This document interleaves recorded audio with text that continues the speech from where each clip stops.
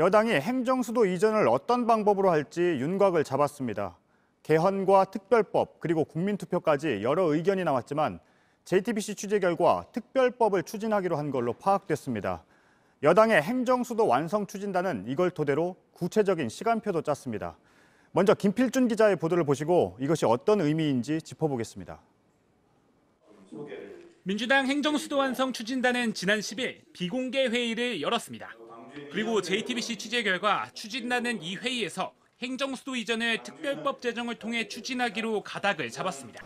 2004년 특별법에 대해 헌법재판소가 위헌 결정을 내린 만큼 개헌이나 국민투표 같은 방법이 우선 검토 대상으로 거론돼 왔습니다.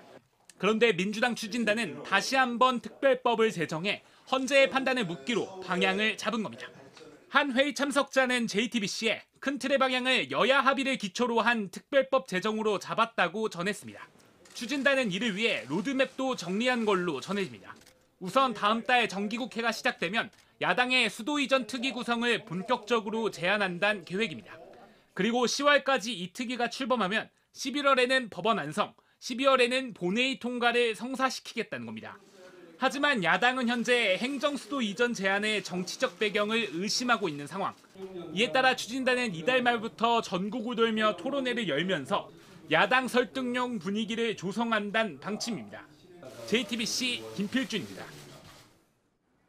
정치팀의 김필준 기자가 나와 있습니다. 네, 김 기자. 앞서 보도에도 나왔지만 특별법은 2004년에 위헌 결정을 받았잖아요. 네, 그렇습니다. 당시 헌재는 관습헌법상 서울이 수도다 이런 논리를 근거로 위헌 결정을 내렸습니다. 예. 한마디로 수도가 서울이라는 건 헌법인 셈인 거니까 하위법으론 바꿀 수 없다 이런 논리인 겁니다. 네. 그래서 개헌 얘기도 나왔던 건데요. 그런데 민주당이 특별법으로 가닥을 잡았다면 왜 그런 겁니까? 일단 개헌을 추진할 경우를 한번 따져보겠습니다. 일단 개헌을 위해서는 약 200석가량이 필요합니다. 현재 민주당이 176석이니까 20석 정도가 더 필요한 거고요. 게다가 마지막 개헌은 5년 단임제 대통령제 직선을 결정한 1987년, 무려 33년 전입니다. 예. 한번 개헌 논의의 뚜껑이 열리게 된다면 권력구조 개편 논의도 해야 되는 만큼 행정수도 얘기만 하고 넘어갈 수는 없습니다. 예. 따라서 청와대로서도 반기지 않을 가능성이 크고요. 국민투표 얘기도 나왔잖아요. 그건 어떻게 됐습니까? 네, 국민투표도 쉽지 않기는 마찬가지입니다. 일단 국민투표는 대통령만 붙일 수 있습니다. 예. 이런 상황에서 만약 부결이 되게 된다면 대통령이 짊어지게 될 정치적 부담이 너무 크고요. 예. 지금 상황에서는 특별법을 통해서 다시 헌재의 결정을 받아보겠다는 건데요.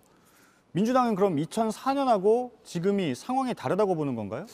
네, 그렇습니다. 일단 지난 16년 동안 행정 수도는 아니더라도 행정주심 복합도시로서 세종시가 생겼습니다. 예. 이런 만큼 관습헌법상 수도가 서울이다. 이런 2004년의 논리를 헌법재판소가 지금도 고수하는 건 어려워 보입니다.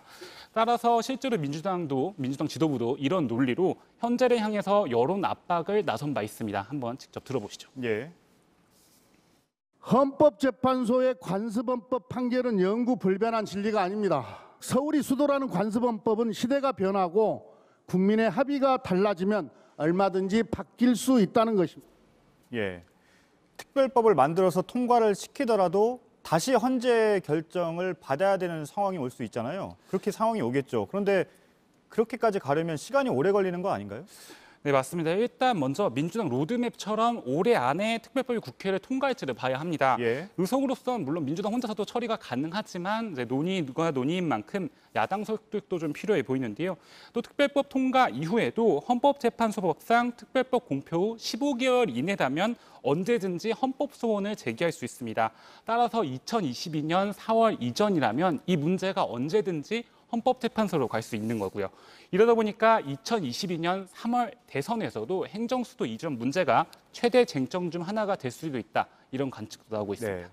김 기자가 취재한 부분이 비공개 회의에서 나온 내용이잖아요. 네, 언제쯤 공식적으로 발표를 합니까, 그러면? 그런 부분에 대해서는 일단 지금 토론회 등 로드맵을 짜고 있지 않습니까? 예. 토론회를 통해서 여론을 조성하고 이제 공식적인 의견을 발표할 것으로 보입니다. 예, 알겠습니다. 김필준 기자였습니다.